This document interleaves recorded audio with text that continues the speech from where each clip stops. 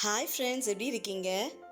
நாம் இன்னைக்கு banana milk jelly சர்பத் எப்படி பண்ணுறதுன்னு பார்க்கலாம். வாங்க வீடியோக்குள்ளே போகலாம். ஃப்ரெண்ட்ஸ், இந்த வீடியோ உங்களுக்கு பிடிச்சிருந்தா மறக்காமல் எம்மி யூடியூபர்ஸ் கிச்சன் சேனலை சப்ஸ்கிரைப் பண்ணி வச்சுக்கோங்க.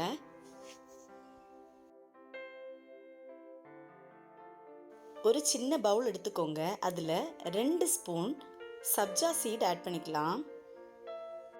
கொஞ்சமாக தண்ணி ஊற்றி கொஞ்ச நேரம் ஊற விட்டுக்கலாம். பாருங்கள், 5 மினிட்ஸ் தாண்டி நல்லா ஊறி இருக்கு பாருங்கள். இன்னொரு ஜார் எடுத்துக்கோங்க. அதில் 500 ml மில்க் ஆட் பண்ணிக்கலாம். 2 பழம் எடுத்துக்கோங்க.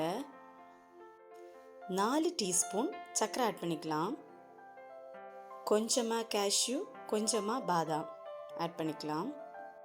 ஆட் பண்ணி நல்லா அரைச்சி எடுத்துக்கலாம். நம்ம பாருங்கள், பாதாம் மில்க் சூப்பராக ரெடி ஆயிடுச்சு. இப்போது 2 கிளாஸ் கப் எடுத்துக்கோங்க.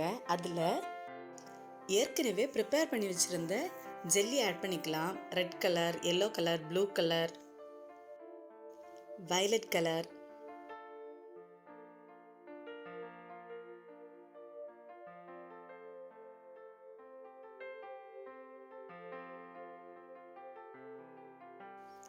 இப்போது ஏற்கனவே ஊற வச்சுருந்தோம்ல சப்ஜா சீட், அதை இப்போ ஆட் பண்ணிக்கலாம்.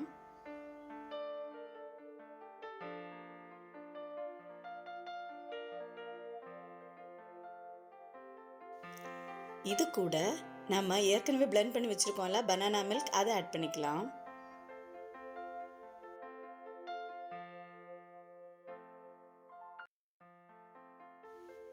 இது மேலே அழகுக்காக கொஞ்சமாக சப்ஜா சீட்ஸ் ஆட் பண்ணிக்கலாம்.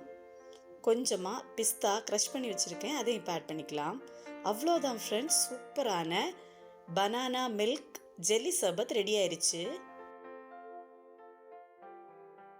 இந்த பனானா மில்க் ஜெல்லி சர்பத்தை நீங்களும் உங்கள் வீட்டில் செஞ்சு பாருங்கள்.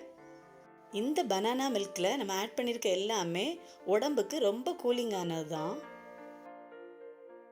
இந்த சம்மரில் இந்த பனானா ஜெல்லி சர்பத்தை உங்கள் பிள்ளைங்களுக்கு செஞ்சு கொடுத்து அசத்துங்க.